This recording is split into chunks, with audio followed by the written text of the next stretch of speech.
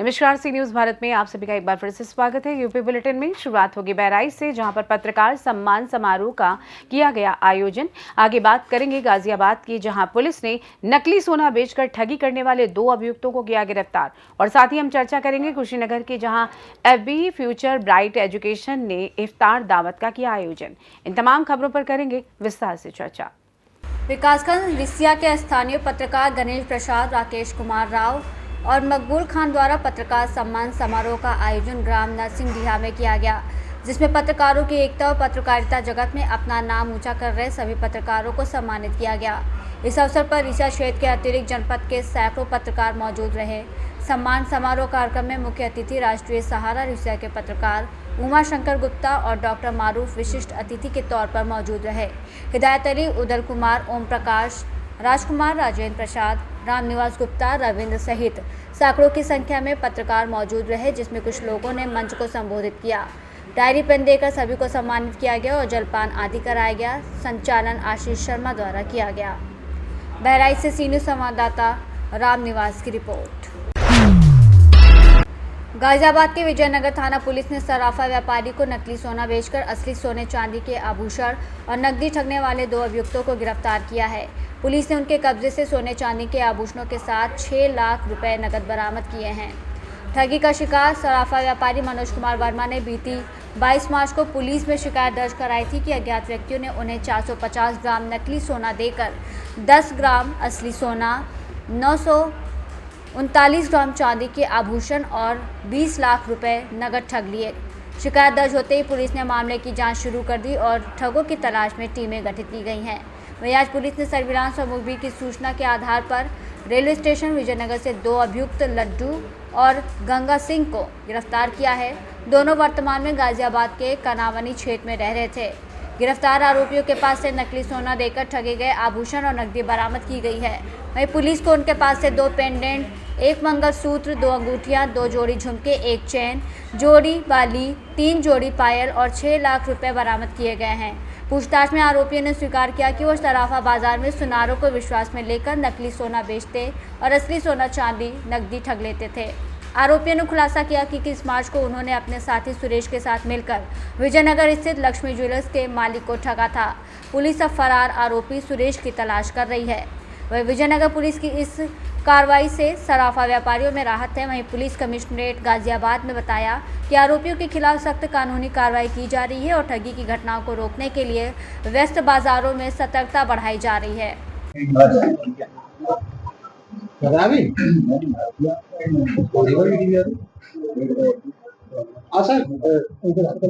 Jewellers को खरीदा शिकायत बनाया गया था, एक गैंग को पकड़ा गया है, पुलिस द्वारा किस तरह कितने की ठगी की गई थी, किस तरीके से इन लोगों को।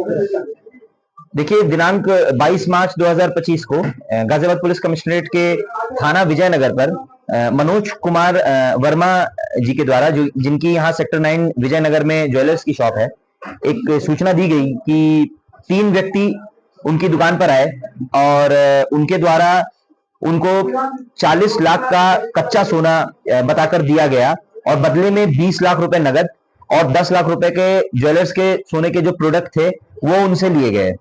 और चूंकि ये तीनों व्यक्ति पहले भी इनकी शॉप पर आ चुके थे और कुछ खरीदारी कर चुके थे, इसलिए मनोज कुमार वर्मा जी इनके झांसे में आ गए और इन्होंने इनको 20 लाख रुपए नगद दे दिया और साथ में 10 लाख रुपए के ज्वेलरी के प्रोडक्ट्स दे दिए। बाद में जब उन्होंने जांच की तो पता चला कि जो 40 लाख रुपए का कच्चा सोना इन 3 व्यक्तियों द्वारा दिया गया था वो नकली है। इसके पश्चात मनोज कुमार वर्मा जी द्वारा थाने पर अभी अपनी तहरीर दी गई और थाने पर सुसंगत धाराओं में अभियोग पंजीकृत हुआ और तत्काल ही सर्विलांस, सीसीटीवी और मैनुअल एंगल पर काम करते हुए टीमें निकाली गई।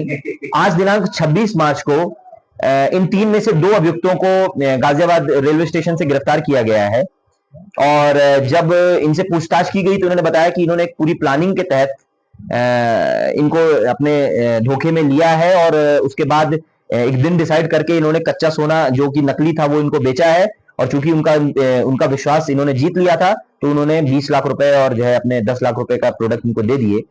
और अभी वर्तमान में इनके पास से 6 लाख रुपए नगद यहाँ पर बरामद हुए इन दो अभियुक्तों के पास से।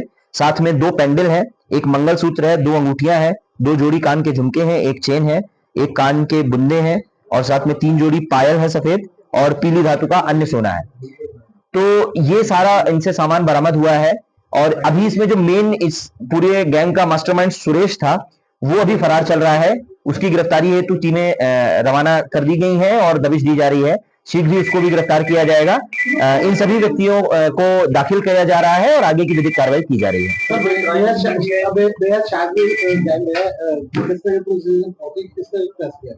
देखिए, इसमें हमने सीसीटीवी पर काम किया है, सर्विलांस पे काम किया है और मैनुअल भी जो हमने मैनुअल एंगल पर भी काम किया है।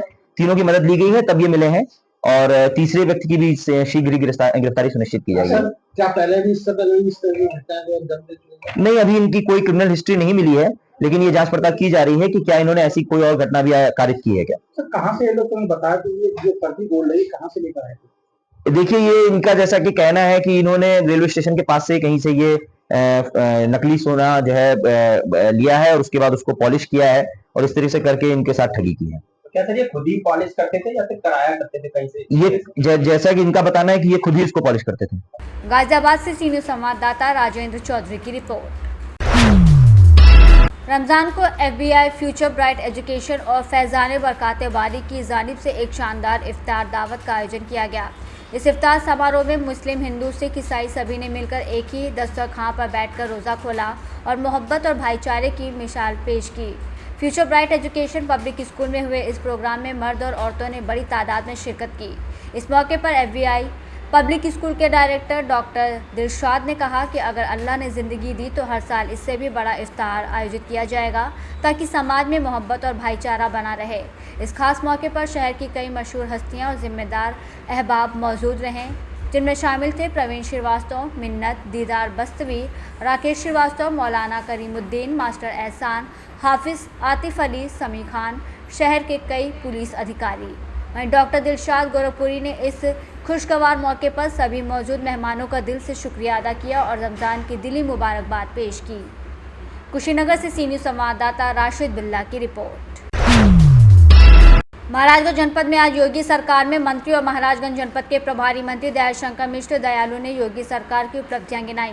उन्होंने प्रेस कॉन्फ्रेंस करके बताया कि मोदी सरकार के नेतृत्व में प्रदेश के मुखिया योगी आदित्यनाथ के द्वारा प्रदेश की प्रगति के लिए 24 घंटे कार्य कर रहे हैं और डबल इंजन की सरकार में चौमुखी विकास हो रहा है। मैं प्रदेश सरकार का धन्यवाद देना चाहता हूं कि अपने प्रदेश को अव्वल राज्य बनाया गया और हमारे प्रदेश में गरीबों को आवास व्यापक दिया गया। में प्रदेश में एक्सप्रेसवे बनाए गए और बनाए जा रहे हैं। प्रदेश में कई एयरपोर्ट बनाए जा रहे हैं और प्रदेश में विभिन्न कार्य किया जा रहा है। महाराजगंज कितना बदला है 8 वर्ष में। सबसे पहले तो देश के कुशल, दुनिया के सबसे लोकप्रिय नेता परमादरणीय नरेंद्र मोदी जी के विज़न के बाद उत्तर प्रदेश के मुखिया के कर्मठ और 24 घंटा काम करते हुए उत्तर प्रदेश की प्रगति कि ये जो 8 साल बीते हैं ये बेमिसाल इसलिए कहे जा रहे हैं कि बेदाग हैं। डबल इंजन की सरकार ने केंद्र और प्रदेश की जितनी योजनाएं इस देश में, चाहे गरीब कल्याणकारी हो, किसानों के हित की हो, मजदूरों के हित की हो, मातृशक्ति के लिए हो, उस सब में ऐतिहासिक रूप से सफलता मिली है। ज़मीन पर उसको उतरने का जो अवसर मिला, डबल इंजन की सरकार नहीं होती है तो केंद्र और प्रदेश के रिश्ते अच्छे नहीं होते थे। लेकिन इन पिछले 8 वर्षों में सारी केंद्र की योजनाएं, आपको सुन के अच्छा लगेगा कि केंद्र की जितनी योजनाएं हैं, चाहे वो गरीब को अनाज देना हो, 15 करोड़ गरीबों को अनाज उत्तर प्रदेश देता है, वो भी अव्वल है। चाहे वो आवास हो, चाहे वो गरीब महिलाओं को उज्ज्वला गैस का कनेक्शन, 1 करोड़ 86 लाख महिलाओं को उज्ज्वला गैस का कनेक्शन, चाहे वो आवास हो, किसान सम्मान निधि हो, 2 करोड़ 68 लाख किसानों को किसान सम्मान निधि, इन सब में उत्तर प्रदेश केंद्र की योजनाओं को धरातल पर उतारने में अव्वल है। और इन सारी योजनाओं की प्रगति से उत्तर प्रदेश को लाभ पहुंचा है। प्रधानमंत्री आवास में भी हम देश में अव्वल हैं। प्रधानमंत्री आवास के साथ साथ उत्तर प्रदेश में मुख्यमंत्री जी के द्वारा भी आवास बनाए जा रहे हैं। सड़कों के लिए उत्तर प्रदेश आज देश में एक्सप्रेसवे का प्रदेश कहा जा रहा है। सबसे ज़्यादा एक्सप्रेसवे 6 बन चुके हैं, 11 एक्सप्रेसवे पे उत्तर प्रदेश में काम हो रहा है। 21 एयरपोर्ट, 16 देशी और जिसको आप अंतर्देशीय कहते हैं, और 5 एयरपोर्ट इंटरनेशनल, जिसमें आपको पता है कि अयोध्या का इंटरनेशनल फुल फ्लेज काम कर रहा है, बनारस, लखनऊ और सबसे बड़ा एशिया का सबसे बड़ा एयरपोर्ट जेवर में बन रहा। ये वो प्रदेश है जिसमें कि आज यातायात की सुविधा के लिए एयरपोर्ट, इनलैंड वाटरवेज की शुरुआत हो गई है। हल्दिया से लेकर बनारस तक से जहाज चल रहे हैं, जिससे कि बहुत सारे सामान का ट्रांसपोर्टेशन हो रहा है। उसी को प्रयागराज तक बढ़ा रहे हैं, उसी को फिर अयोध्या तक लाना है कि अब जहाज से अंतर जो हमारी नदियां हैं उसमें पानी के जहाज से अंतर्देशीय परिवहन होगा। अभी एक यात्रा हुई काशी से लेकर डिब्रूगढ़ तक, वो दुनिया के इतिहास में 2700 किलोमीटर से ज़्यादा के अंतर्देशीय जल परिवहन का एक नायाब उदाहरण था। इसमें दूसरे विदेश के नागरिकों ने करीब वाया बांग्लादेश होते हुए दूसरे देश से गुजरते हुए फिर वो डिब्रूगढ़ तक की यात्रा थी। तो ये देश में नए प्रयोग, उत्तर प्रदेश उसका साक्षी बन रहा है और उत्तर प्रदेश के मुख्यमंत्री जी ने कानून का राज कायम किया। दुनिया के सबसे बड़े धार्मिक आयोजन कुंभ का आपने देखा कि 66.30 करोड़ लोग, तो इतने लोगों को इस आयोजन को सफल बना के आध्यात्मिक रूप से देश की जो आस्था का सबसे बड़ा केंद्र था प्रयागराज, उसको बल दिया, देश की एकता को, अनेकता को बढ़ावा दिया। एक भारत श्रेष्ठ भारत का इससे अच्छा कोई उदाहरण नहीं था। लोग देश को कहते हैं कि अनेक जातियों धर्मों में बटा देश है। कोई प्रयागराज के कुंभ को देख लेता तो उसको समझ में आता कि न जाति, न धर्म, न मजहब, न देश की सीमाओं के भी परे दुनिया के 118 देशों के राजनयिक आए, तमाम देशों के तमाम उद्योगपतियों के परिवार से लोग आए। तो मुझको लगता है कि सारा संसार उस आध्यात्मिक चेतना से जुड़ने के लिए भारत आना चाहता है। महाराजगंज से सी न्यूज़ संवाददाता अंगद शर्मा की रिपोर्ट। रायबरेली में नेशनल हाईवे के खिलाफ हजारों ग्रामीणों ने डीएम कार्यालय पहुंचकर प्रदर्शन किया। दरअसल रायबरेली प्रयागराज मार्ग पर चौबेपुर के पास डिवाइडर बना दिया गया है और ग्रामीणों की मांग है कि इस डिवाइडर की वजह से 50 गांव प्रभावित है, जिनके निवासी एक तरफ से दूसरी तरफ नहीं जा पाते और पंचशील डिग्री कॉलेज में हजारों बच्चे पढ़ने आते हैं, उसका भी निकास इसी तरफ से है। उनको भी आने जाने में बहुत सी कठिनाइयों का सामना करना पड़ता है। उन्हें लंबी दूरी तय करना पड़ता है, जबकि दूसरी तरफ सब्जी मंडी भी लगती है और अन्य ज़रूरी संस्थान भी हैं। डिवाइडर को खोले जाने के लिए ग्रामीणों ने जिलाधिकारी कार्यालय में प्रदर्शन किया। क्षेत्र पंचायत सदस्य आशीष दुबे, ग्राम पंचायत इटौरा बुजुर्ग विकास खंड रोहनिया से।